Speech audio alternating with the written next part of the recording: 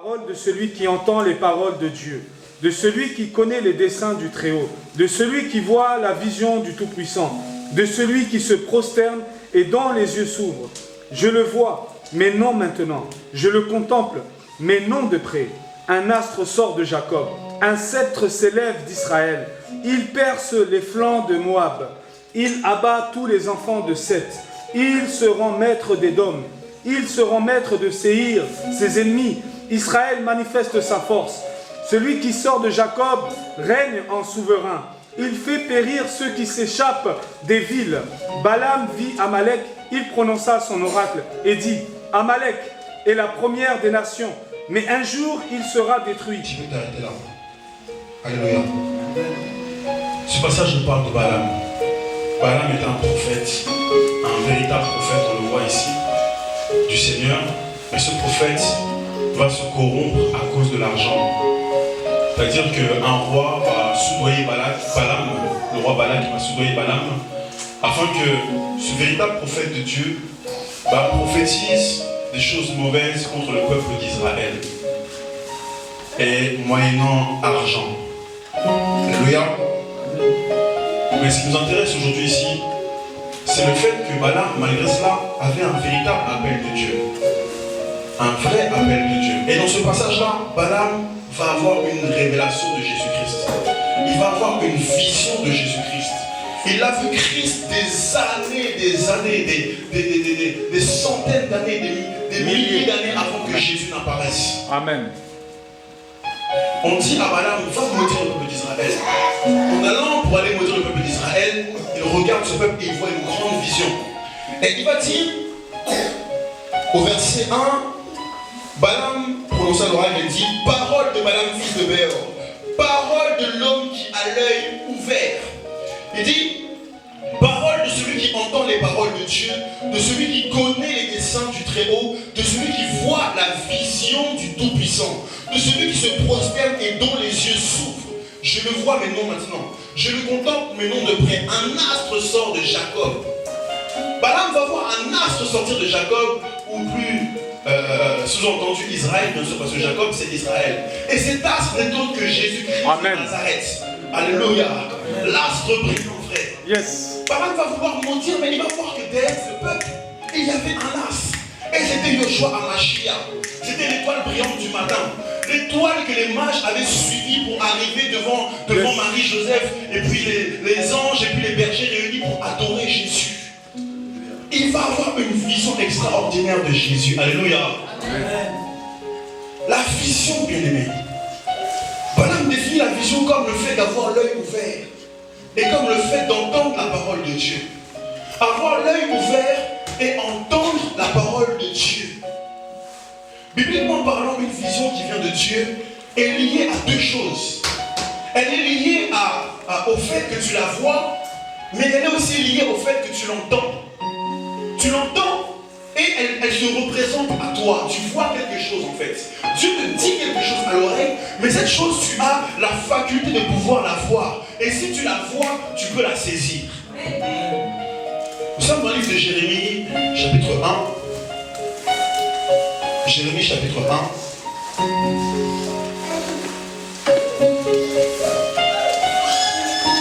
1. Jérémie, chapitre 1.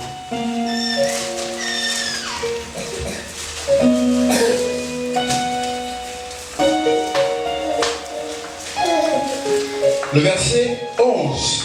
Jérémie chapitre 1, le verset 11. Une marche avec Jésus de Nazareth. Écoute-moi s'il te plaît. La marche avec Jésus de Nazareth, ou bien les choses que Dieu veut te donner, commence toujours par ce que tu as vu. Au commencement avec Jérémie, le Seigneur, la première question qu'il lui pose, c'est que vois-tu? Parce que ce que tu vois va déterminer ce que tu auras et va déterminer ce que tu seras. Yes. Que vois-tu? Qu'as-tu vu? Que vois-tu? Voici la question que Dieu pose ici à Jérémie. Et Jérémie de lui répondre, je vois une branche d'amandier. Et l'Éternel me dit, tu as bien vu, car je veille sur ma parole pour l'exécuter. Ce passage est un mystère. Jérémie dit, je vois une branche d'amandier. Et Dieu, au lieu de parler d'une vision, il parle de sa parole. Non, tu n'as pas compris. Alléluia. Jérémie a vu quelque chose. Il a vu une branche d'amandier. Généralement, on voit avec les yeux, n'est-ce pas? Et Dieu dit, je veille sur ma vision pour l'accomplir. Non. Il dit, je veille sur ma parole pour l'accomplir. Ça veut dire que ce que Jérémie a entendu, il l'a vu. Amen. La vision, c'est quelque chose que tu entends et que Dieu te permet de voir. Alléluia. S'il dit par exemple, un exemple parmi tant d'autres, il dit, je ne sais pas, tu seras un chef d'entreprise, un exemple, tu l'as entendu, mais tant que tu ne l'as pas vu, tu ne le sauras pas.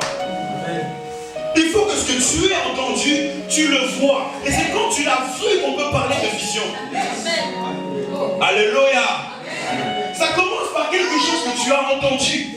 Et cette chose, Dieu te l'a représentée. Elle s'est manifestée à toi. Dieu te l'a dessinée afin que tu puisses la saisir, afin que tu puisses t'accrocher à cette chose. Frère, tout ce que tu n'as ni entendu, ni vu, tu ne l'auras pas. C'est pour ça que les apôtres diront, nous ne pouvons parler que de ce que nous avons vu et entendu. Tu as entendu parler du ciel. Est-ce que tu as déjà vu le ciel? Est-ce que Dieu t'a déjà fait voir un peu le ciel? Alléluia. Tu as entendu parler de Jésus. Job va dire, j'avais entendu parler de toi. Maintenant mon œil. Alléluia. Et quand je parle de voir le Seigneur, je ne parle pas de voir sa face, je parle de voir sa gloire. Alléluia. Tu as entendu parler de Dieu. Est-ce que tu as déjà vu sa gloire? Est-ce que tu as déjà vu sa manifestation? Si tu n'as rien vu, frère, tu ne pourras pas vivre cette réalité. La vision, frère, c'est important. Mais une vision divine passe par quelque chose que tu as entendu et que tu as fini par voir. C'est ainsi que Habakkuk va dire, nous sommes au livre de Habakkuk chapitre 2 au verset 1. Habakkuk va dire, j'étais à mon poste et je veillais. Pour voir quoi? Est-ce que c'est écrit la parole ici? Habakkuk 2 verset 1. Oh, comment tu peux voir quelque chose qu'on va te dire? Pourquoi il n'a pas dit pour entendre ce qu'il va me dire? Mais il a dit pour voir ce qu'il va dire. Amen. Ça veut dire que ce qu'il dit, tu dois le voir. Amen. Tant que tu n'as pas vu, tu ne peux pas le saisir. Tant que tu n'as pas vu, tu ne peux pas le vivre, frère. Tu dois voir la parole de Dieu. Il faut que cette parole devienne vivante pour toi, pour que tu puisses la vivre. Parce que cette parole, frère, elle est puissante. Jésus va dire, mes paroles sont esprit et vie. Ça veut dire que ce que je te dis, tu peux le voir, tu peux le percevoir. Et tant que tu n'as pas vu, tu ne le vivras point. Dans le livre de 1 Jean, chapitre 1, le verset 1, Jean va dire quoi? 1 Jean 1, 1. Ce qui était dès le commencement, ce que nous avons entendu, ce que nous avons vu de nos yeux, ce que nous avons contemplé et que nos mains ont touché concernant la... Alléluia, alléluia, alléluia. Arrête-toi là. Ce que nos mains ont touché. Mais avant que les mains touchent, qu'est-ce qui s'est passé? Les yeux ont vu. Mais avant de voir, il y a eu quoi? Les oreilles ont entendu. Ce que nous avons entendu. Ça commence toujours par là. Qu'est-ce que tu as entendu?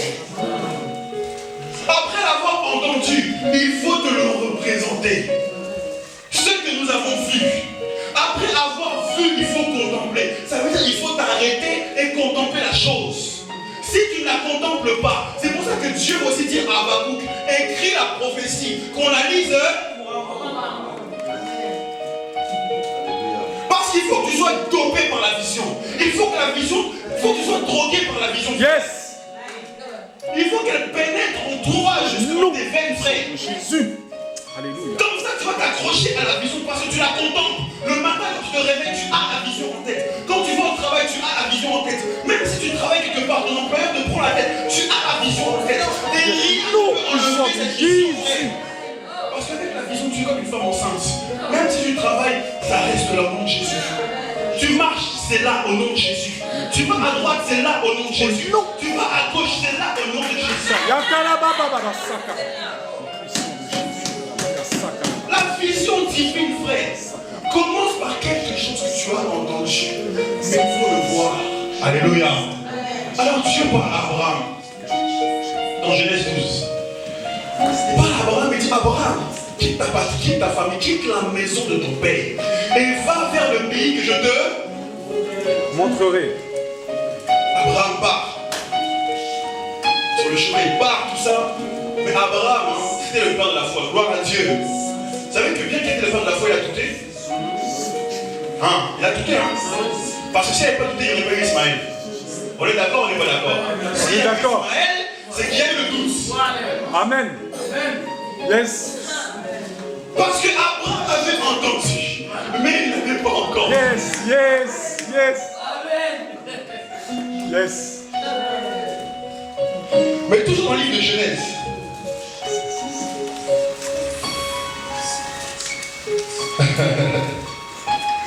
Genèse chapitre 15. Ouais, entre Genèse 12 et Genèse 15, c'était l'histoire d'entendre.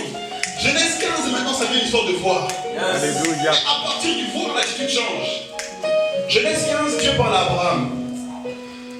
Verset 1. Après ces événements, la parole de l'Éternel fut adressée à Abraham dans une vision. Il dit, Abraham, ne crains point, je suis ton bouclier, ta récompense sera grande. Abraham répondit, Éternel, Seigneur, que me donneras-tu? Dieu n'avait-il pas dit à Abraham ce qu'il allait lui donner? Il avait dit ou il n'avait pas dit? Ça veut dire que jusqu'à là, Abraham doutait encore. Ah vrai. Il doutait encore. Il pose la question, Seigneur, mais sinon tu vas me donner quoi? Alors que Dieu avait déjà dit. Mais le problème, il n'avait pas encore vu. Ah, Dieu dit, attends, tu vas voir. Alléluia. Il dit, je m'en vais sans enfant, et l'héritier de ma maison, c'est Eliezer de Damas. Et Abraham dit, voici, tu ne m'as pas donné de postérité, et celui qui est dans ma maison sera mon héritier. Alors la parole de l'Éternel lui fit adresser ainsi. Ce n'est pas lui qui sera ton héritier, mais c'est celui qui sortira de tes entrailles qui sera ton héritier. Et après l'avoir conduit dehors, il dit, regarde, oh, alléluia. Il faut te représenter Alléluia. la vision que tu as entendue. Tant que tu ne l'es pas représentée, tu ne pourras pas la saisir. Tu vas encore être ballotté, tu vas encore flotter, tu vas être encore dans le doute. Tu auras entendu, tu auras une toute petite foi, mais quand Dieu va te montrer une photo de ce que tu sais, c'est comme si Dieu te prend et t'amène dans le futur. Il te prend et t'amène dans le futur, Si tu vois, tu as réussi tout ça, on te ramène encore dans le passé. Même si dans le passé, là, tu es en train de faire le ménage et que dans le futur, on t'a montré, je ne sais pas, tu gérais une entreprise, frère. On ta tête là, même si on te dit que tu vas rester faire le ménage, tu vas dire non. Alléluia. Parce que tu as déjà vu le futur. Yes. Alors, laissez-moi vous donner la définition, une autre définition de la vision. La vision, quand Dieu te parle, il te donne la vision, en fait, il te montre ce que tu seras ou bien ce que tu auras dans le futur. Et tant que tu ne l'auras pas vu, tu n'auras pas de foi qui sera ferme. Ah, bien aimé. On prend David, on le met devant Goliath. Prenons ce passage. Dans le livre de 1 Samuel. Alléluia. Yes, alléluia. Yes, Lord. Oh, Jesus. Glory to your name, Jesus. 1 Samuel chapitre 18.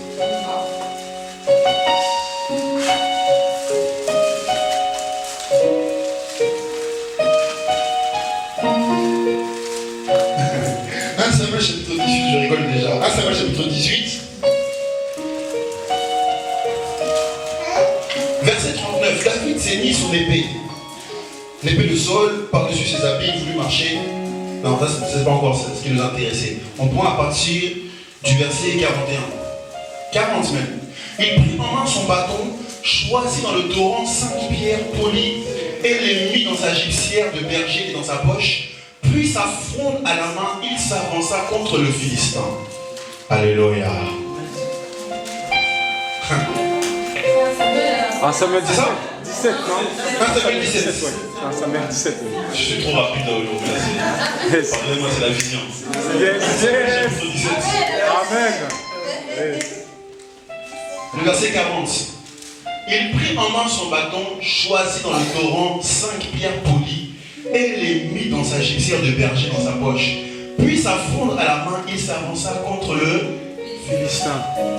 David passe dans le torrent et il prend 5 pierres. Frère, David était prophète. Alléluia.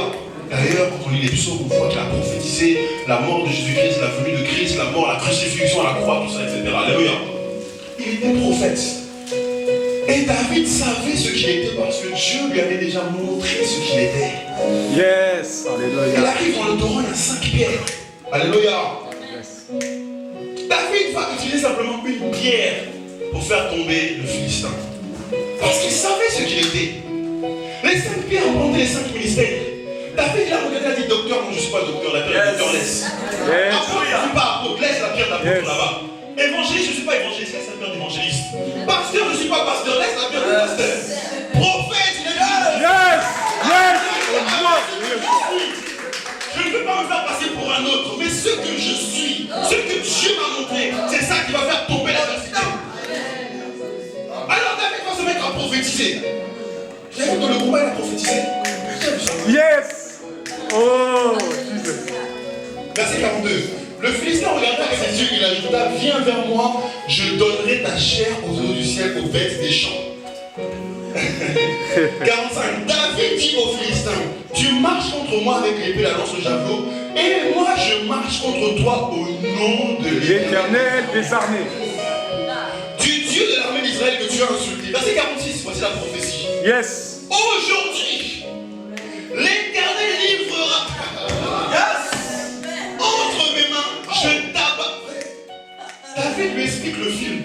Yes. Encore vu le film. Yes. Moi, comme je suis prophète, j'ai déjà vu le film. Alléluia. Si toi, je vais t'expliquer la fin du film. Aujourd'hui, hein, je vais t'abattre, tu vas tomber. Je vais Couper ta tête. Je te coupe la tête. Yes.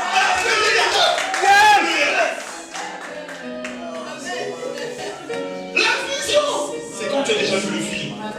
Ça veut dire, vous pouvez te dire que un film, je sais pas, un film banal. On te dit, je sais pas moi, l'héros meurt à la fin du film. Tu as déjà vu le film. Si tu sais que l'héros ne meurt pas à la fin du film, frère, on peut te dire qu'il meurt, tu vas dire non. Ta foi ne va pas être affectée parce que tu as déjà vu la fin du film. Quelqu'un comprend quelque chose? Frère, tant que tu n'as pas vu la fin du film, tu n'as pas encore eu la vision. David ne pouvait pas avoir peur parce qu'il savait ce qui allait arriver à Goliath. Il l'avait déjà vu.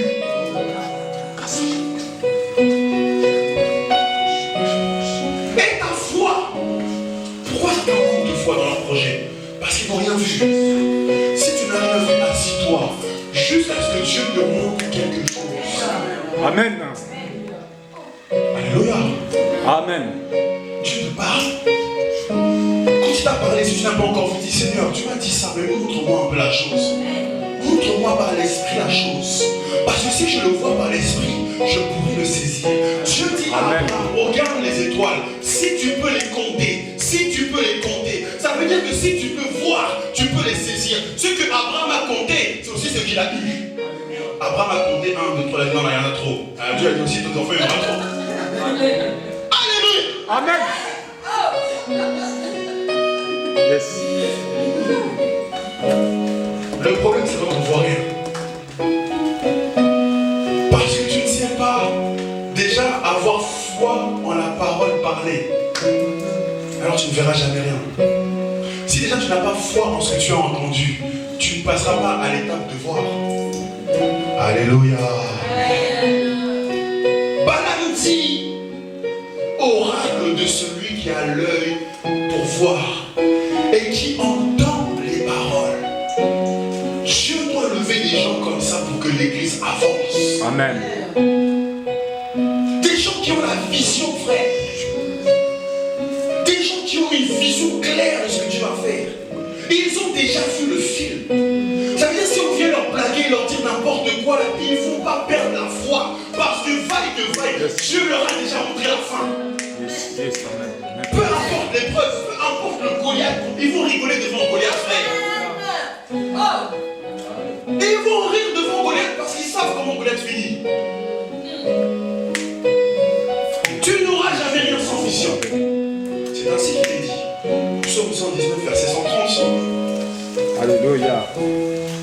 C'est ça, hein? Oui, c'est ça. Psaume 119, verset 130. Il est dit, si quelqu'un peut nous aider. 119, 130. La révélation de tes paroles est claire. Elle donne de l'intelligence aux simples. La révélation. Qu'est-ce que la révélation? C'est la vision. Amen. Le fait de voir ce qui était caché. Alléluia. Amen. En grec, Apocalypse 6. Le fait d'ôter le voile. Quelque chose était voilé, on le dévoile. C'est ça la révélation. Alors, quand la chose est dévoilée, quand le projet est dévoilé, quand la vision est dévoilée, tu peux la saisir. C'est ainsi qu'on dit que la révélation est claire. Et la vision, mes amis, ça fait l'homme a trois types de vues. Comme l'homme est un être, entre guillemets, tripartite, il a aussi trois types de vues. L'homme a un corps, est une âme et a un esprit. Et chacun de ces parties peut voir quelque chose. Ton corps voit avec ce qu'on appelle la vue charnelle. Mais un chrétien ne marche pas selon la vue charnelle. Ton esprit voit des choses, ton âme d'abord, ton âme voit des choses. Comme ton âme est basée sur les sentiments, ce que tu vois dans ton âme, ça s'appelle l'imagination. Alors, pour la chair, c'est la vue. Pour l'âme, c'est l'imagination. Tu marches dans le désert depuis longtemps. Tu veux tellement boire que tu commences à avoir des visions qu'il y a un oasis là-bas. C'est l'imagination, c'est ton âme. Parce que ton âme soupire, il a soif. Alors tu vois un oasis là, il n'y a pas d'oasis. Ça, c'est l'imagination. Alléluia. Et ton esprit voit aussi des choses. Est-ce que ton esprit voit? Ça s'appelle la vision. Parce que Dieu est esprit. Alléluia. Et comme il est esprit, quand il veut te parler, il parle à ton esprit. Et on appelle ça la vision ou encore la révélation. Alléluia. Et un enfant de Dieu ne marche pas selon la vue charnelle. Parce que tes yeux là, ils peuvent te tromper. Et même si tu te bases sur tes yeux, tu vas être trompé. Un enfant de Dieu ne marche pas selon l'imagination. Alléluia. Amen. Parce que l'imagination là, ça c'est une grande erreur. Un enfant de Dieu marche dans la vision. Et qu'est-ce que la vision? C'est ce que Dieu lui a dit et lui a montré. Romains 10, verset 17 nous dit que la foi vient de ce que On l'entend. et ce qu'on entend vient. La parole de Christ. Alors la foi, mes amis, c'est ce qui va résulter de la vision. Si tu n'as pas de vision, tu n'auras pas de foi. Si tu n'as rien vu, tu ne peux pas avoir de foi. Alléluia. Si tu n'as pas de vision, mon ami, tu ne pourras pas avoir la foi. Parce que la vision va produire en toi la foi et va produire en toi l'espérance. Si tu as la vision du ciel, eh bien tu vas croire au ciel, tu vas croire que le ciel existe. Et ça va produire en toi une espérance. Tu vas t'attendre au retour de Jésus parce que Dieu t'a montré le ciel. Tu as réussi à le focaliser, frère. Alléluia. Beaucoup marchent, ils n'ont pas de vision, frère. Ils vivent selon l'imaginaire. Et ils ont des révélations basées sur l'imagination. Parce qu'ils ne savent plus entendre la voix de Dieu. Ils ne savent plus écouter la voix de Dieu. Jésus va dire là-bas dans Jean 10, les brebis entendent ma voix. Mais laissez-moi vous parler de l'importance de la vision aujourd'hui. L'importance de la vision et les exigences qu'entraîne la vision. Avoir la vision, c'est important. Si tu n'as pas de vision, tu vas mourir. C'est Benito qui dit ça, non, c'est pas Benito, c'est la parole. C'est un livre de Proverbes. Proverbe 29, le verset 18. Proverbe 29, le verset 18.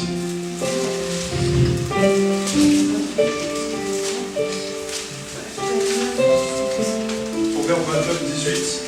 La Bible déclare: quand il n'y a pas de révélation, le peuple est sans frein. Heureux s'il observe la loi. Alléluia. Amen. Quand il n'y a pas de révélation, le peuple est sans. Ça veut dire quand il n'y a pas de révélation, tu ne sais pas où tu vas. Tu ne sais pas où tu dois t'arrêter. Tu ne sais pas de où tu dois. Tu sais pas, tu tournes en rond en fait. Sans vision, tu tournes en rond, tu marches sans but.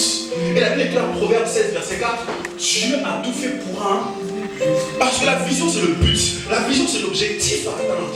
Si tu n'as pas d'objectif à atteindre, tu vas errer. Tu vas suivre le mystère de Satan. Parce que le premier à errer, c'est Satan. Dans le livre de Job, Dieu a une réunion avec ses anges. Alléluia. On déclare que les fils de Dieu viennent se présenter devant le Seigneur. Et Dieu va remarquer Satan. Il l'appelle. Et il dit, Satan, d'où viens-tu? Il dit de parcourir la terre. En d'autres termes, de me balader. Il n'a pas de vision, il n'a pas de but, frère. Et le premier fils de Satan, manifesté dans la Bible, c'est Caïn. Mais là, que Caïn était dû. Et quel va être le sort de Caïn? Errant et vagabond sur la terre. Il y a trop de chrétiens vagabonds, frère. Ils n'ont pas de vision. Ils sont là, ils ne sont pas là. Ils sont là pour être là, mais ils ne savent pas pourquoi ils sont là. Alléluia. Sans vision, le peuple est sans. Imagine-toi une voiture qui est sans frein. N'est-ce pas? N'est-ce pas? C'est la catastrophe. Un chrétien qui n'a pas de vision, il est comme ça. C'est un chrétien catastrophique. Alléluia. Dieu dit à Jérémie, que vois-tu? Mon frère, ma soeur, que vois-tu? Viens ton voisin, que vois-tu? Que vois-tu? Habakkuk, par la sagesse, répond. Dans Habakkuk 2:1, il dit, j'étais à mon poste. Parce que si tu veux voir la première chose, il faut être à ton poste. Amen. Si tu n'as pas de poste déjà, mon ami, tu ne vas rien voir. Quand Dieu veut se révéler à toi, il cherche dans ton poste. Parce que Dieu t'a choisi. Jean 15, verset 16 nous dit, Dieu nous a choisis, il nous a établi afin que nous portions du fruit. Si ton adresse, c'est, je ne sais pas moi, 14 rue de Kingabois, on t'envoie un courrier là-bas, et tu as changé d'adresse, le courrier va arriver là-bas, mais tu ne vas pas avoir le message. Il y a des gens qui ont des courriers. La boîte de lettres, si tu vas l'ouvrir, les courriers que Dieu t'a envoyés, il y en a plein. Mais quand tu n'es pas à ton poste, frère, tu ne reçois rien. Et à ton poste, c'est devant le trône de Dieu. Il dit à Ézéchiel, je cherche un homme qui peut élever le mur et se tenir à la brèche. Voici les gens à leur poste, dans la présence de Dieu, dans le jeûne, dans la prière. Quand tu es dans la distraction, frère, Dieu ne te parle pas. D'ailleurs, quand tu es dans la distraction, tu vas recevoir des imaginations. La Bible dit dans 1 Corinthiens 10 là-bas, le peuple se leva pour manger, pour boire, c'est ça hein? Et c'est le verbe. Et se leva pour boire? La fête. Parce que le manger, le boire amène la distraction. C'est pour ça les invitations trop de manger à droite à gauche, des fois il faut calmer un peu. Amen. C'est trop ça. Au moment de prière, maintenant je t'invite à manger. Calme un peu. C'est parce qu'ils avaient. Vous savez ça? C'est parce qu'ils avaient mangé et bien bu. Ils ont appelé Aaron. Allez Aaron, viens là. Voilà comment ça vient. Vous avez vu ça? 1 Corinthiens 10. Il y en a toutes. 1 Corinthiens chapitre 10.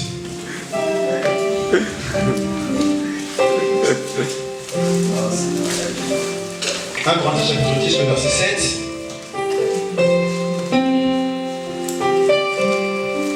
Ne devenez point idolâtres comme quelques-uns d'entre eux, selon ce qui est écrit. Voilà, on dit ne devenez point idolâtres. Ça veut dire qu'avec le manger et le boire, tu peux tomber dans l'idolâtrie. Quand on te dit jeûne, ton cœur dit non, moi je n'ai. Et fais des excuses. Non, je travaille. Non, mais t'attends pas d'excuses, frère. Alléluia. Qui travaille et a jeûné?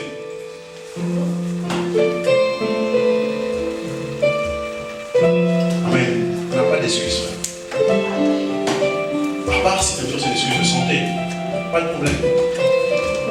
Mais dans les choses de la vie, là, il n'y a pas d'excuses. Après, si tu es enceinte, tu as besoin de manger, frère, on ne va pas t'empêcher le cordon ombilical de fonctionner. Sinon, le petit, quand tu vas sortir, va nous en vouloir. On ne veut pas de problème. Alléluia. 1 Corinthiens 10, le verset 7 nous dit, ne devenez point idolâtres, comme quelques-uns d'entre eux, selon qu'il a écrit, le peuple s'assit pour manger, pour boire. Il faut arrêter tout le temps de vouloir s'asseoir pour manger et boire à l'unité. On t'invite à droite, il y a des programmes de réveil, des programmes de prière. Oh non, je suis invité à manger, mais invite-le aussi à manger la parole. Amen. Alléluia. On n'est pas à la course des tables. On cherche le Seigneur, bien-aimé. Il faut calmer un peu ces choses-là. Amen. Je ferme la parenthèse ici.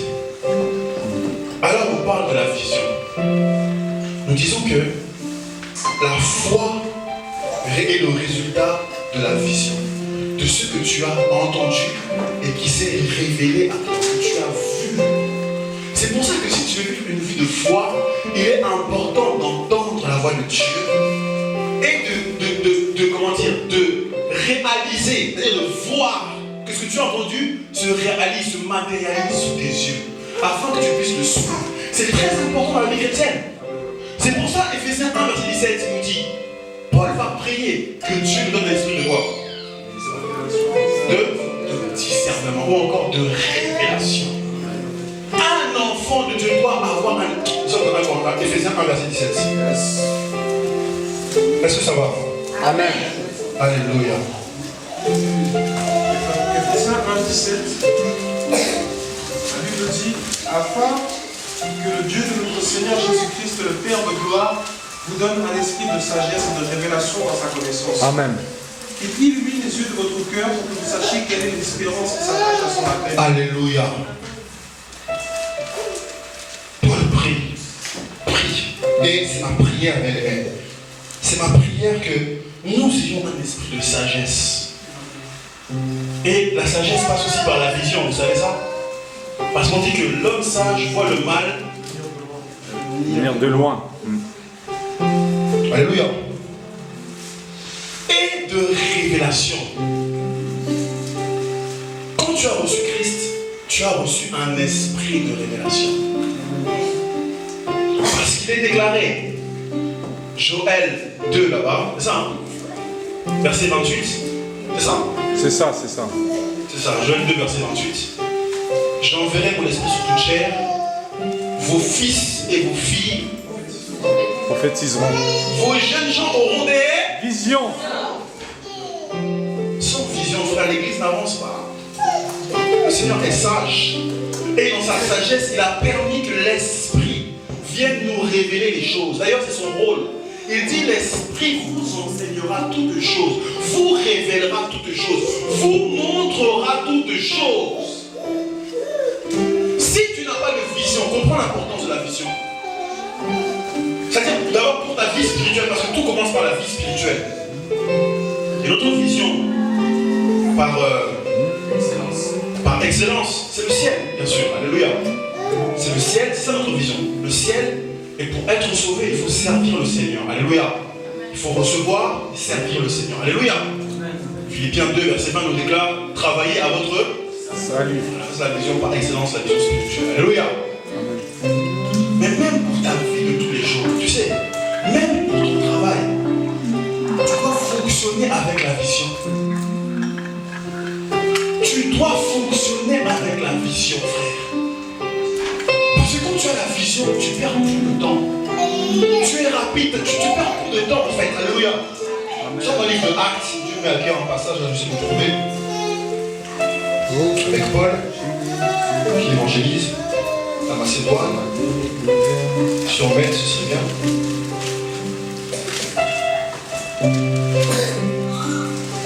Acte 16, non?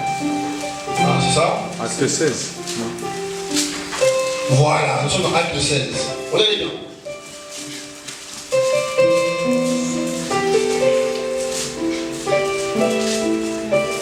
Acte 16, oui. Avant de passer au verset 9, on va prendre plus haut. Verset 4 même. On voit que Paul est dans la mission d'évangélisation, il passe de ville en ville. Au verset 4, il dit, en passant par les villes, il recommandait aux frères d'observer les décisions des apôtres, des anciens de Jérusalem. Les églises se fortifient dans la foi et augmentant en nombre de jours. Verset 6. Ayant été empêchés par le Saint-Esprit d'annoncer la parole. Attendez. L'Esprit de Dieu peut m'empêcher d'annoncer la parole. Le même esprit où Jésus a dit, je vous enverrai l'Esprit, il me glorifiera. Amen. Ah, c'est terrible. Yes. Il y a des endroits où Dieu va les parler. Tu sais ça? Parce que Dieu, il a un plan. Il a un plan. Et les endroits, c'est pas toi qui es appelé à y aller, c'est le frère Kevin. Et les endroits, c'est pas le frère Kevin, c'est le frère Irénée. Et les endroits, c'est pas le frère Irénée, c'est le frère Andel. Mais toi, quand tu vas faire le travail d'un autre, tu es en train de perdre du temps. Amen. C'est pour ça qu'il faut fonctionner avec la vision, pour être plus objectif, pour être plus rapide et pour ne pas perdre le temps. Amen, amen, amen, amen. Et une ville où il doit aller, l'esprit dit non, là c'est pas votre endroit, là c'est pas votre zone. Ce champ a été donné à quelqu'un d'autre. Quelqu'un est avec moi. Amen. Alors on continue le passage. Verset 7. Arrivé près de la Mysie, il se disposait à entrer en Bithynie, mais l'esprit de Jésus ne le permet pas. Voici notre ville encore. Oui, il voulait entrer, l'esprit dit non. C'est pas votre endroit. Ah. Maintenant ils se disent, mais attends, on fait l'évangile à droite, à gauche, tout ça, mais comment on va faire? On continue. Verset 8. Ils franchirent alors la Mysie et descendirent à Troas. Pendant la nuit, Alléluia. Paul eut une Vision. Yes, yes, yes. Un Macédonien lui apparut et lui fit cette prière. Passe en Macédoine, secours-nous. Yes, yes. Avec la vision, on ne perd pas le temps. Si tu n'as pas la vision, tu vas te retrouver dans les villes, tu n'es pas appelé à aller. Tu vas te retrouver en Bithynie, mais les Saint-Esprit ne va pas te aller là-bas. Tu vas te retrouver en Phrygie, mais les Saint-Esprit ne va même pas appelé à aller là-bas. Tu vas perdre ton temps pour rien alors qu'on t'attend en Macédoine. Quelqu'un est avec moi. Amen. L'importance de fonctionner avec la vision. Déjà, ça booste ta foi à la vision. Yes. Ça va te donner la foi véritable. De deux, ça va te faire gagner du temps. Et tu n'as pas le temps à perdre.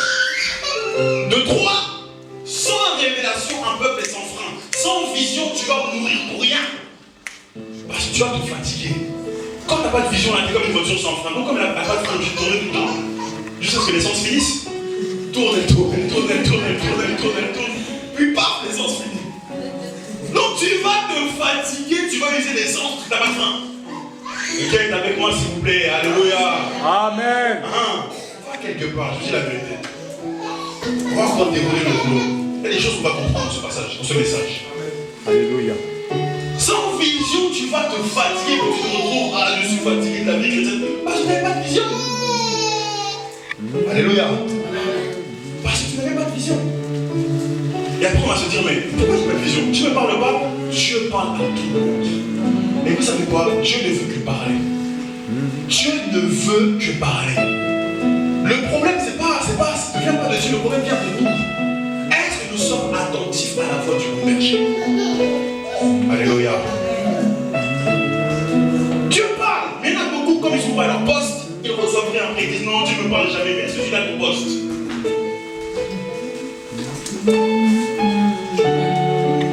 Positionne-toi en Christ. Demeure en Christ. Attends-toi à la voix de Christ que tu te parles pour toutes choses, frère. Vous savez, la Bible nous parle de 3 types de venue du Seigneur. Romains 12, verset 2 nous dit, afin que vous compreniez ce qui est bon, agréable et parfait. Dans la vie, il y a des choses qui sont bonnes, des choses qui sont agréables et des choses qui sont parfaites. Mais si tu ne recherches pas la perfection, Dieu va te demander des comptes. Vous savez ça? Si dans tout ce que tu fais, tu ne recherches pas la perfection, Dieu va te demander des comptes. Tu fais quelque chose, bon, tu te limites quoi, tu dis bon, j'ai fait ce que j'ai pu. Tu ne donnes pas ton meilleur, Dieu va te demander des comptes. C'est ainsi qu'il dit dans l'Apocalypse, vous avez déjà vu ça? À une église, je n'ai point trouvé des œuvres parfaites.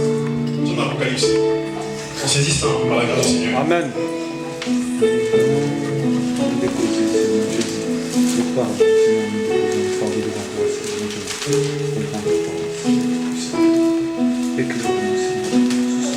Je dis à la fin de ce message, certains recevront des visions de Jésus.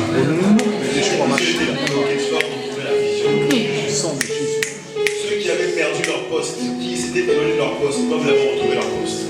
Je dis le flot des visions vont recevoir Jésus. Alléluia. Après, chapitre 3, verset 2. Sois vigilant et affermis le reste qui est prêt de mourir. Car je n'ai pas trouvé des œuvres parfaites devant mon Dieu. Waouh! Je n'ai point trouvé des œuvres parfaites. Et comme tu n'es pas dans une recherche de perfection, tu peux mourir. Parce que tu te limites, et on ne limite pas Dieu. Alléluia. Tu te limites, ça agace le Seigneur. Les gens qui se limitent là, ça agace son Seigneur. Dans le livre de 2 Rois, ah, c'est l'esprit qui me conduit. 2 Rois 13 maintenant. 2 Rois chapitre 13.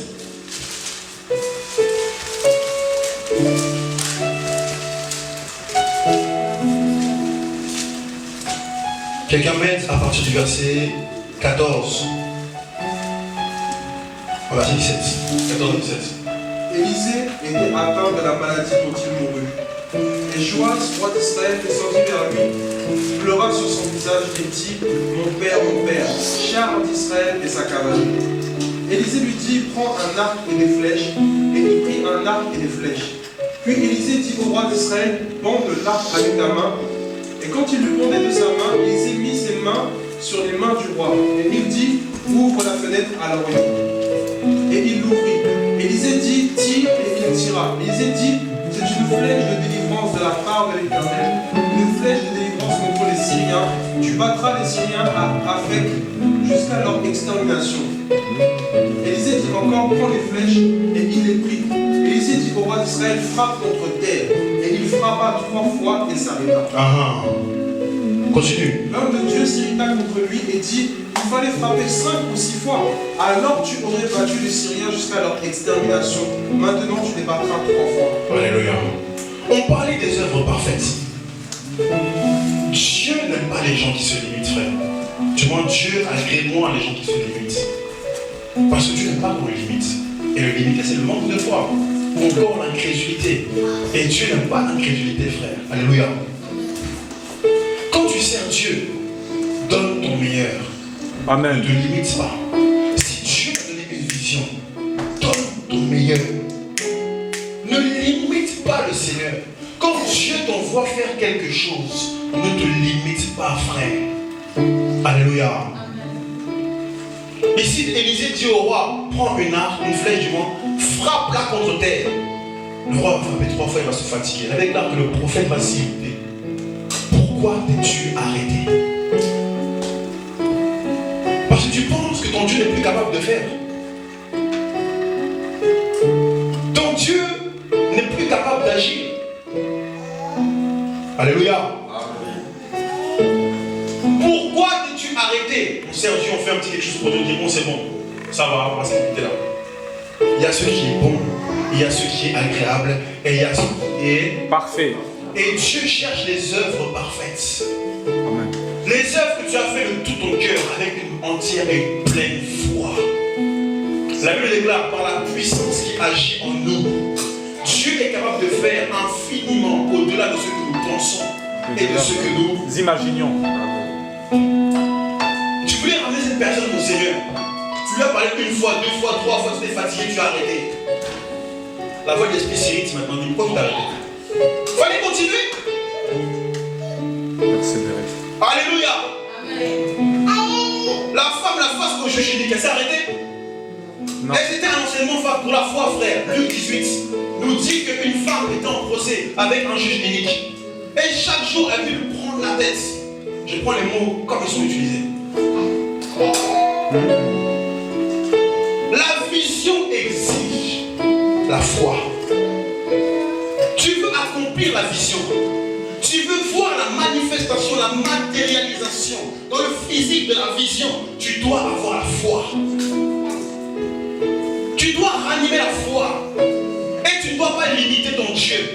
Limiter Dieu, frère, je dis la vérité. Si tu le fais trop, ça devient même un péché. Alléluia. Parce qu'en limitant Dieu, c'est comme tu dis, Seigneur, tu n'es plus capable de faire.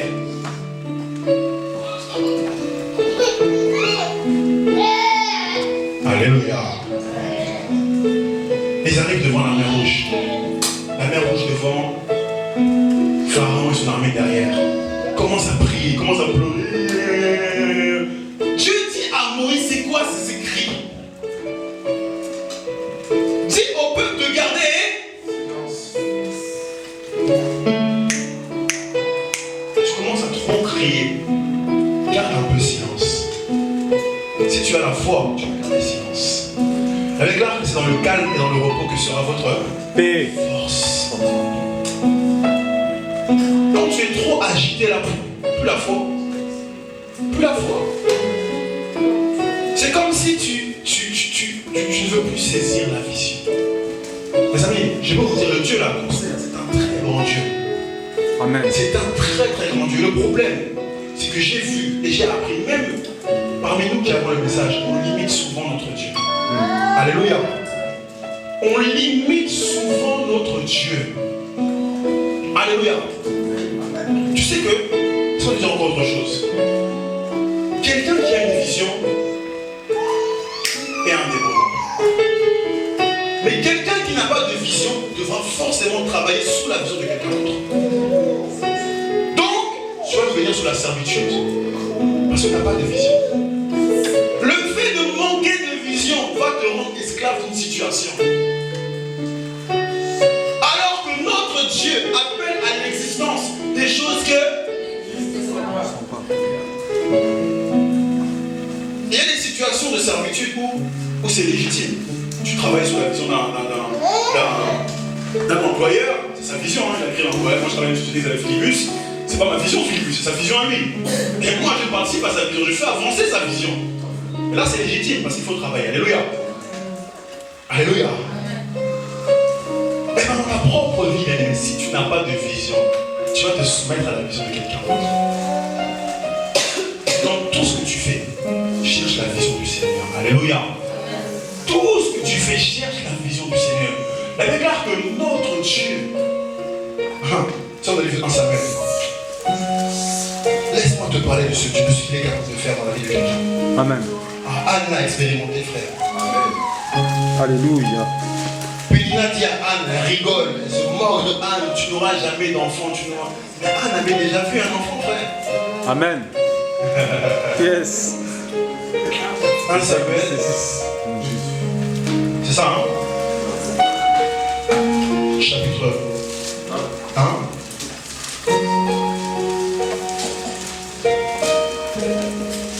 Samuel chapitre 1.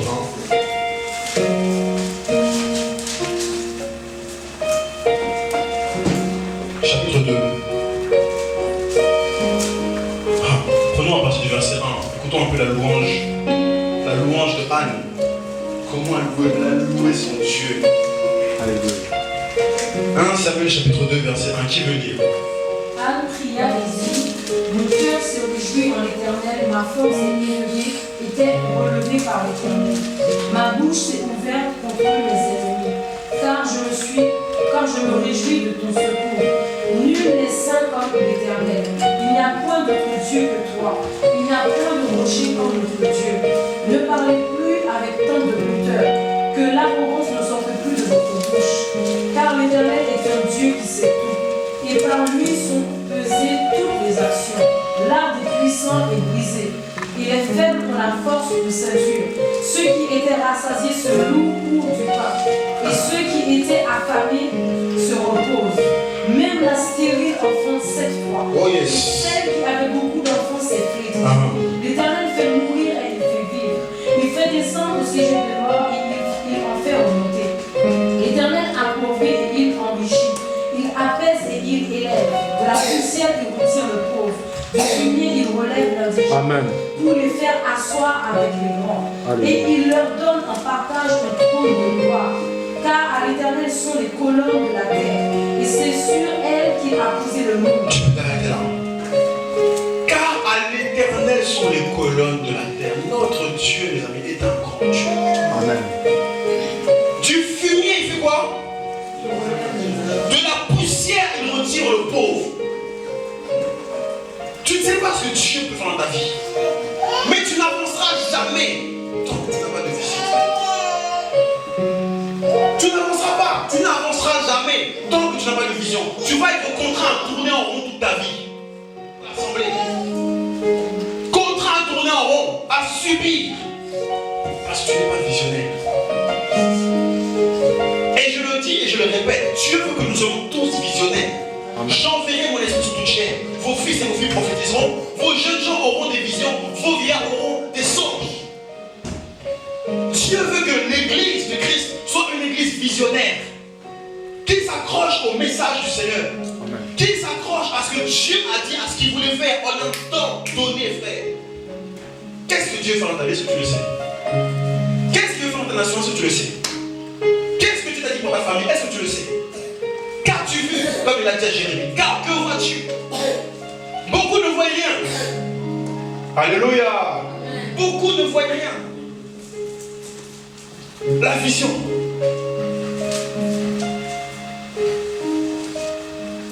La vision, dans un langage courant, eh bien, c'est la distance qui sépare ta rétine, c'est-à-dire ce que tu vois, de l'endroit le plus éloigné qu'on appelle l'horizon. Ta vision, c'est quoi? Ta vision, elle part de ta rétine et elle va jusqu'au plus loin que tu peux voir. Vous savez, quand on conduit une voiture et quand on passe le permis, on nous dit, il ne faut pas regarder devant, il faut regarder le plus loin possible. Et quand tu regardes le plus loin possible, tu arrives à voir les obstacles qui sont à côté. C'est ce qu'on appelle ton champ de vision. Si tu as baissé les yeux, tu n'avanceras jamais avec le Seigneur. Tu vas faire que voir tes pieds. Tu ne vas pas avancer. Parce que sur ton champ de vision, tu ne vois rien. C'est pour ça que Dieu dit à Caïn, relève ton quoi? Relève ton visage. Relève ton visage. Dieu dit à des gens ce matin, il faut relever votre visage. Amen. Il faut regarder vos pieds. Regardez au plus loin que vous pouvez voir. Dieu vous montre quelque chose d'extraordinaire. Amen. Regarde à l'horizon. Regarde le plus loin possible. C'est ça la vision. Et il y a encore de l'espoir pour toi. Quand tu arrêtes de regarder ce que tu vois, il n'y a plus d'espoir. Et il y a encore de l'espoir pour toi. Dieu peut ranimer la vision. Il peut ressusciter la vision. Amen. On ne parle des disciples sur le chemin d'Emmaüs. Leur vision quand Jésus était vivant, c'était Jésus. Et sur le chemin d'Emmaüs, ils vont perdre la foi, ils vont être découragés. En marchant, ils vont commencer à dire, nous espérions que ce soit lui qui nous délivre. Nous pensions, nous espérions. Mais ce qu'ils ne savaient pas, c'est que leur vision, Jésus-Christ était déjà ressuscité. Ce que l'ennemi a essayé d'enfuir, la vision qu'il t'avait donnée, Jésus peut la ressusciter si tu lèves ton visage. Si tu tends l'oreille à Christ, si tu veux simplement écouter sa voix, si tu veux simplement être attentif, si tu veux simplement être à ton poste, revenir dans sa présence, dans le sérieux avec le Seigneur, Dieu peut encore faire et Dieu veut encore faire pour ta vie.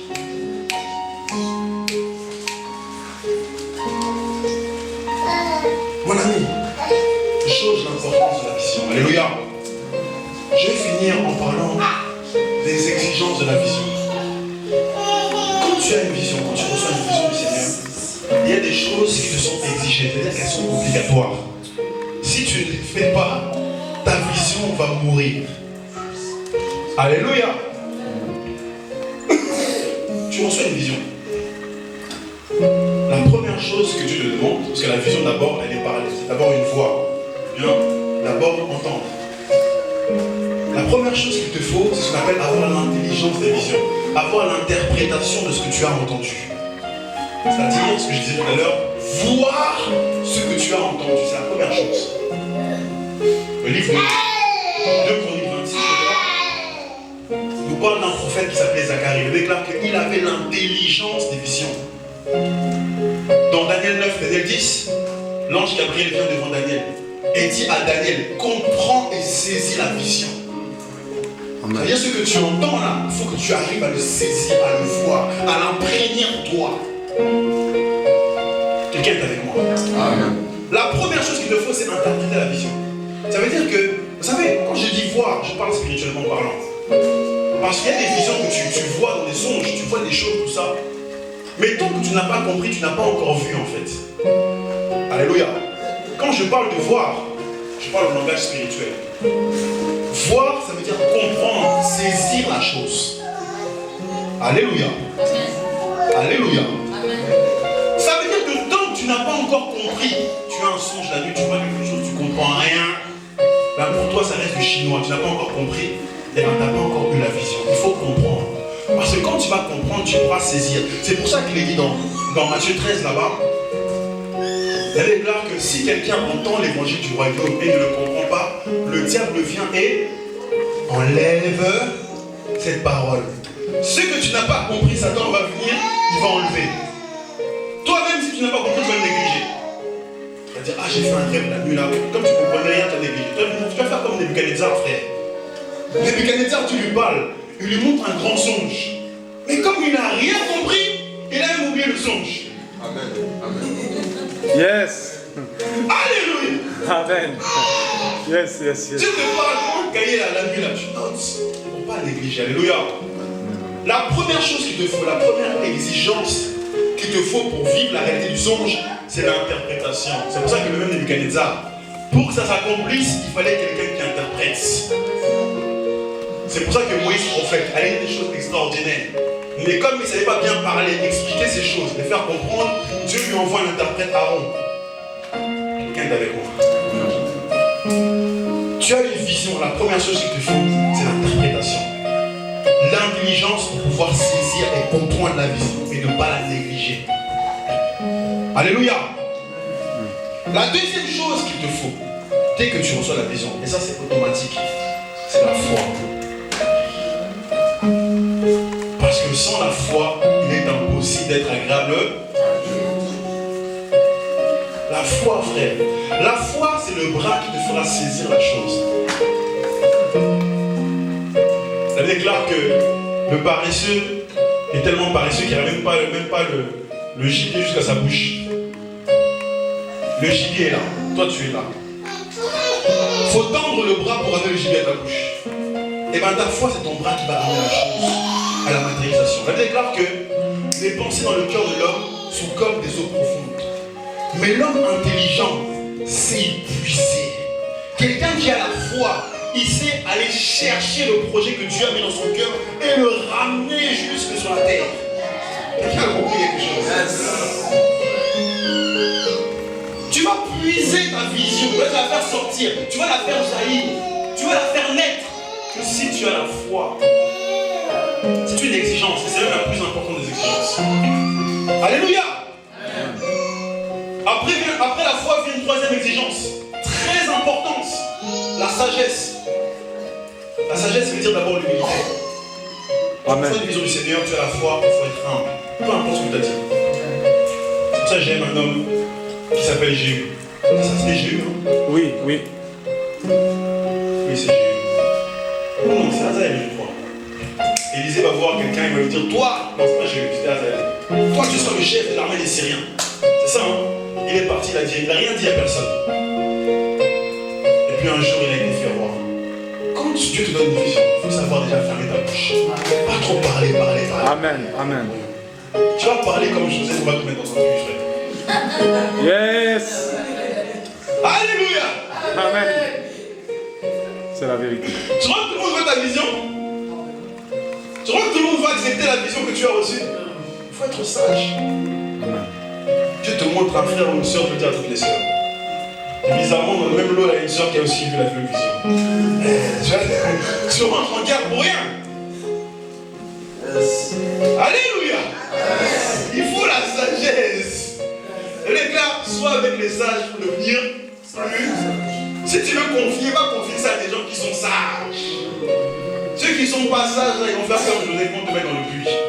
Yes. Il faut l'humilité. Il faut la sagesse. La sagesse, c'est aussi l'humilité. Joseph, déjà, il manquait d'humilité. Pourquoi? Parce que déjà, il a manqué de tempérance. Il a reçu la vision, il est parti dire ça à tout le monde. Et qui plus est, il s'est enorgueilli avec la vision. Il s'est enorgueilli avec la vision. Dieu veut te montrer quelque chose d'extraordinaire dans ta vie. Mais si l'orgueil vient, ça ne va jamais arriver. Alléluia. C'est là où des visions ont été avortées. Parce qu'il y avait l'orgueil. L'orgueil va freiner le processus qui t'amène à la vision, à la réalisation de la vision. Il faut être humble. Amen. Alléluia. Si c'est la volonté de Dieu, gloire à Dieu, sois humble.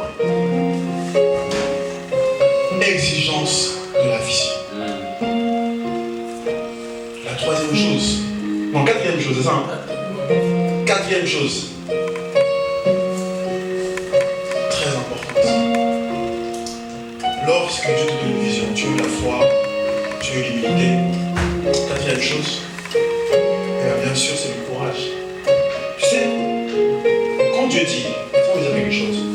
Quand Dieu dit, Jérémie 29:11, il n'a pas formé pour nous des projets de paix, des projets de malheur et des projets de paix et non de malheur, afin de nous donner un avenir et une espérance. Dieu a formé pour nous des projets de paix et non de malheur.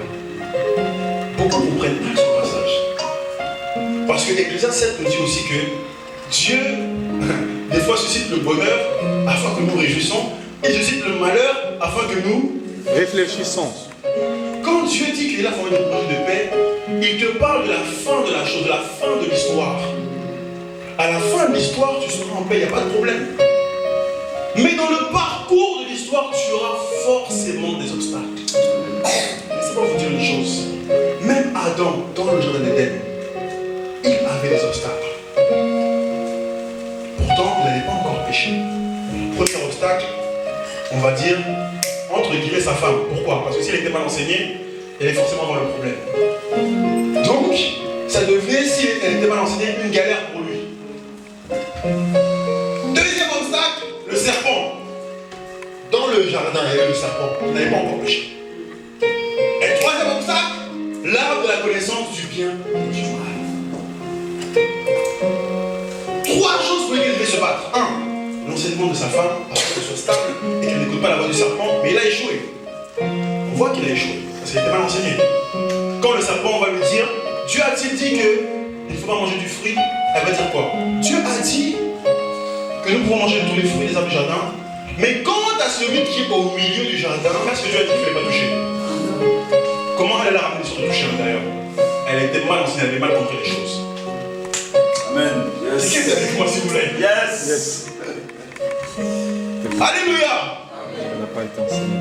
Ça veut dire dans ton jardin d'Éden là. Et il y aura toujours des combats. Il y aura la paix si tu es victorieux, il n'y a pas de problème. Mais il y aura toujours des combats, frère. Toujours, ça ne manquera jamais.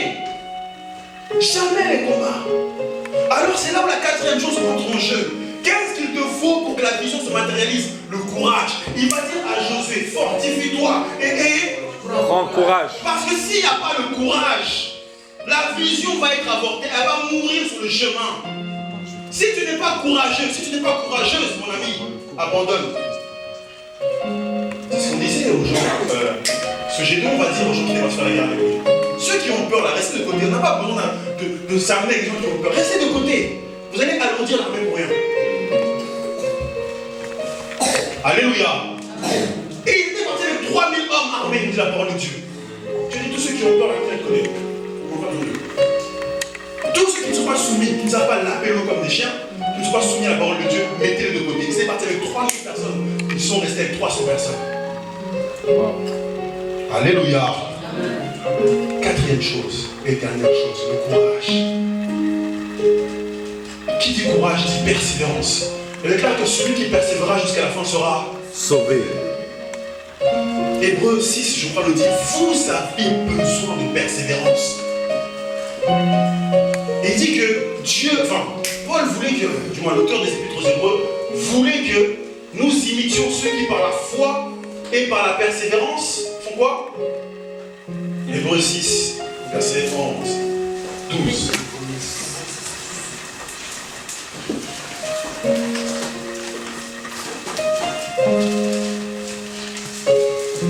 Les amis, si après ce message tu dors, il faut passer à la délivrance.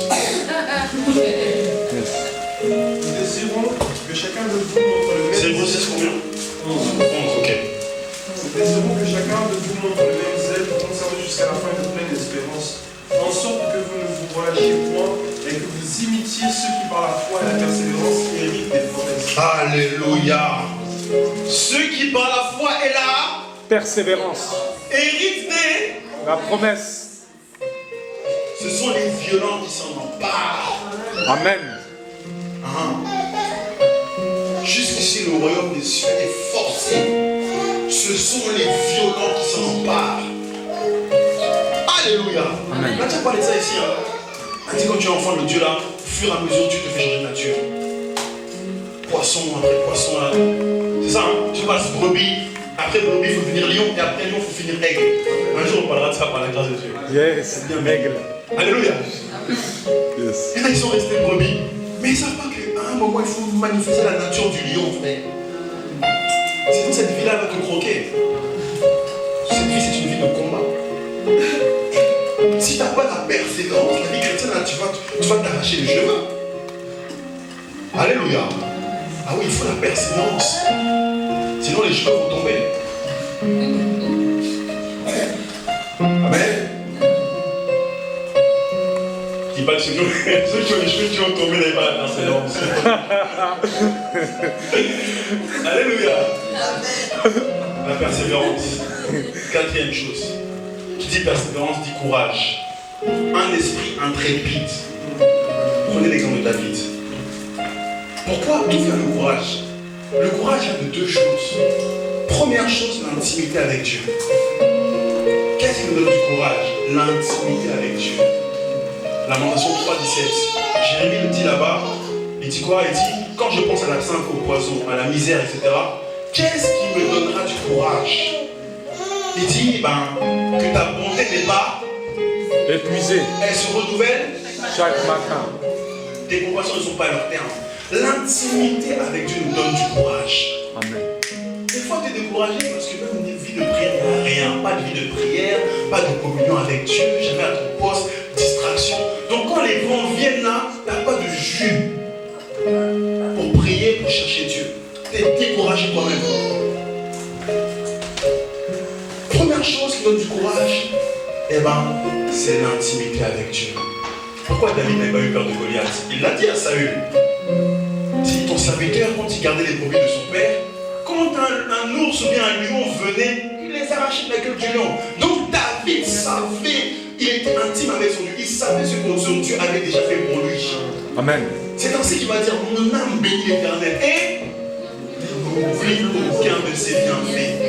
Des fois tu es découragé parce que tu as oublié ce que Dieu avait déjà fait. Yes. C'est la vérité. Première chose qui donne du courage, l'intimité avec le Seigneur. Et deuxième chose qui est censée te donner du courage, c'est la vision elle-même.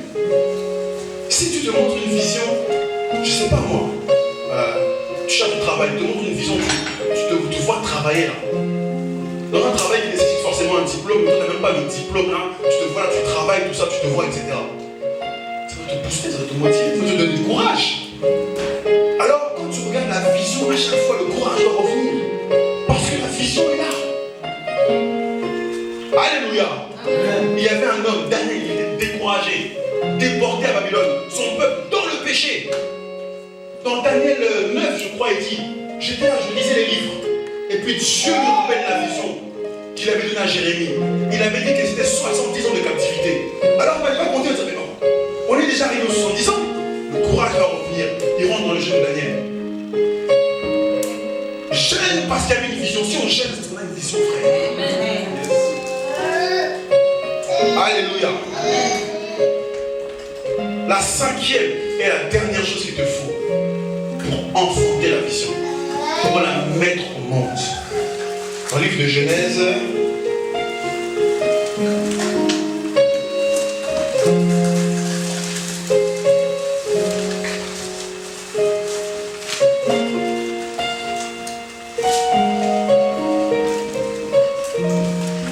je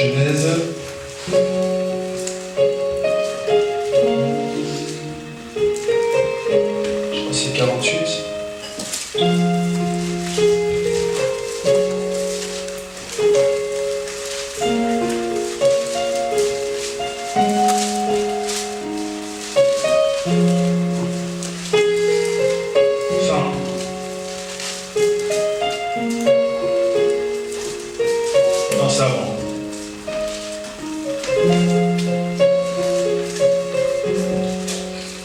Genèse 41.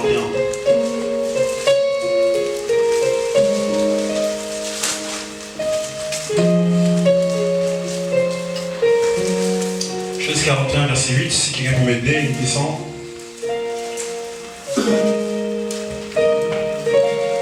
Le matin, Pharaon eut l'esprit agité, et il fit appeler tous les magiciens et tous les sages de l'Égypte. Et il leur raconta ses songes, mais personne ne put les expliquer à Pharaon. Alors le chef des écançons prit la parole et dit à Pharaon, je vais rappeler aujourd'hui le souvenir de ma faute. Pharaon s'était irrité contre ses serviteurs, et il m'avait fait mettre en prison dans la maison du chef des gardes, moi et le chef des bâtiers. Nous eûmes les uns et l'autre un songe dans ce même lieu, et chacun de nous reçut une explication par rapport avec le songe qu'il avait eu. Il y avait là avec nous un jeune hébreu, esclave du chef des gardes. Nous lui racontâmes nos songes et il les expliqua. Les choses sont arrivées selon l'explication qu'il nous avait donnée. Pharaon nous rétablit dans la charge et il fit pendre pour le chef des bâtiments. Pharaon fit appeler Joseph, on le fit sortir en hâte de prison. Il se rasa, changea de vêtements et se rendit vers Pharaon. Alléluia. Cinquième chose qu'il te faut pour que la vision se matérialise. Il faut te conditionner. Alléluia. Te mettre en condition. Le conditionnement. Pas de conditionnement là, tu vas passer à la vision. Et ça, c'est quelque chose qu'on néglige beaucoup. Ah non, tu vas faire. Ah, tu vas faire. Oh, tu vas faire, tu vas faire. Tu vas faire. Alléluia. L'évangile du Dieu va faire. Ça, c'est l'évangile des fois des feignants. Amen. Si les feignants, on connaît bien les Dieu va faire. Amen. Conditionne-toi. Dispose des choses. Prépare les choses. Le conditionnement, c'est la préparation. Le fait de se préparer à vivre quelque chose, à voir quelque chose. On fait appeler Joseph. Écoutez, Alléluia. Joseph, on l'appelle pour qu'il se rende devant Pharaon. Il se rase, il change ses vêtements. Laissez-moi vous dire quelque chose. On parle beaucoup des vêtements de Joseph dans l'histoire de Joseph. Vous avez clair que quand Joseph est auprès de ses frères, son père Jacob lui fit une tunique de toutes les couleurs. Ça représentait le ministère de sacrificateur. Ce sacrificateur avait une éphode où il y avait plein de pierres précieuses. Et ça représentait aussi les nations, parce que chacune des tribus d'Israël est représentée par une couleur. Et ça montrait que lui, il avait le droit d'aînesse. Et quand ses frères vont le vendre, ils vont prendre cette tunique, ils vont la déchirer, ils vont la tremper dans le sang. Ça montre aussi que Joseph manquait cette vie-là, en fait. Cette vie d'humilité comme Christ l'avait. Alléluia. Il fallait que sa tunique soit trempée dans le sang. Bref, on avance. Il arrive maintenant chez Potiphar. Chez Potiphar aussi, il avait une tunique. Parce que avant qu'il aille en prison, la femme de Potiphar va arracher la tunique.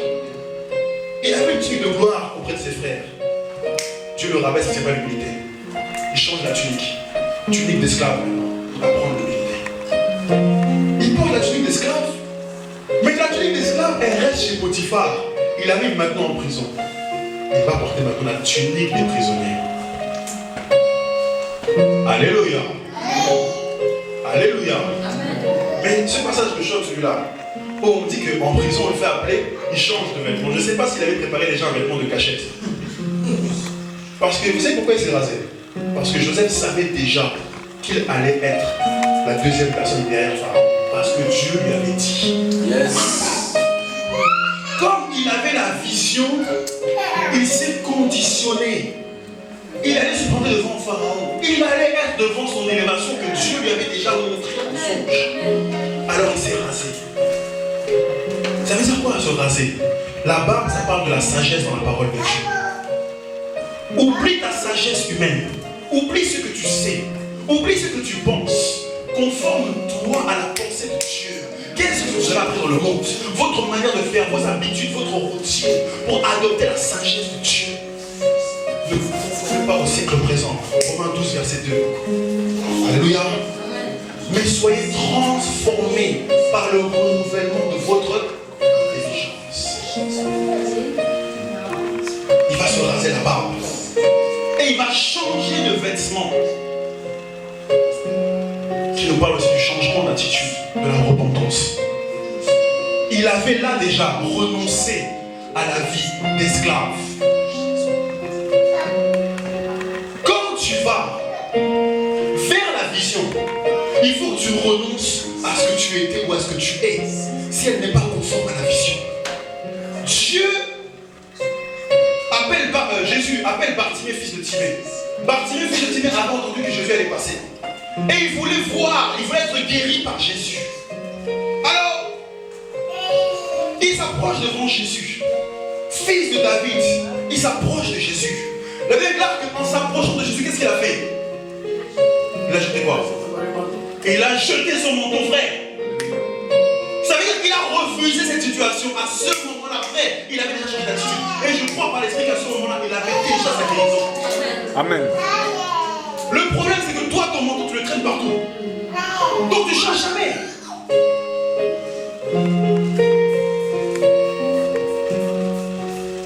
Il faut renoncer à des choses pour saisir la vision. Tu ne peux pas porter de tunique, la tunique de prince d'Égypte, et en même temps la tunique de prisonnier dans ta tête. Tu peux porter la tunique de prince d'Égypte et en même temps la tunique d'orgueil que tu avais. La dernière chose, le conditionnement, prépare-toi à vivre ton évasion. Renonce à certaines choses afin que la vision se matérialise. Amen. Si tu es trop gourmand là, essaye un peu d'apprendre à jeûner. Change un peu là. Il y a des gens qui peuvent changer, je vous dis la vérité. Et ça, en plus là, c'est un problème. Il y en a, ils ne veulent pas changer. La parole est prêchée là, mais alors que la parole a toujours eu des effets. Vous savez ce que Jésus dit dans Matthieu 15 là-bas? À cause de votre tradition, vous faites quoi? Tu sais, la parole de Dieu produit toujours des effets. Il n'y a qu'une seule chose qui empêche la parole de produire des effets. La religion, les traditions et les coutumes. Alléluia. Ça veut dire que la dernière étape qu'il te faut, c'est tout recommencer à zéro afin de vivre la vision. Change ta tradition, change tes coutumes, change tes habitudes, abandonne ta sagesse. Ne sois pas sage à tes propres yeux. Arrête de résister à la parole. Tu sais que tu es orgueilleux, arrête de résister. Dépose ça au pied du Seigneur. Amen. Tu sais que tu es idolâtre de la nourriture, tu dis de jeûner. Arrête de résister. Amen. Dépose ça au pied du Seigneur. Tu sais que tu parles trop. La déclare que la bouche qui parle trop ne manque pas son péché. Arrête ça, dépose ça au pied du Seigneur. Tu sais que tu es facilement influençable, mais tu traînes toujours avec des gens, avec des païens, toujours avec des gens qui vont venir t'apporter. Dépose ça au pied de Dieu. Renonce à cela, frère. La vision, mon ami. À cause de la vision, tu dois changer. Parce que la vision, c'est une perche dedans. Il te dit, regarde ce que je peux faire de ta vie. Regarde ce que j'ai envie de faire de ta vie. Regarde ce que je veux faire avec toi. Mais je te demande juste une chose. Change. Sois sage. Aie la foi. Aie du courage. Conditionne-toi. Sache bien interpréter ce que je te dis. Et tu verras la gloire de Dieu. Est-ce qu'on peut acclamer le Seigneur?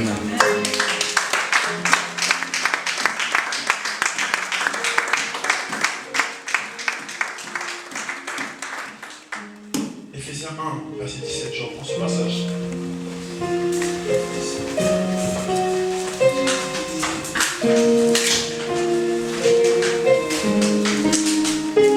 Éphésiens 1, verset 17, la Bible déclare.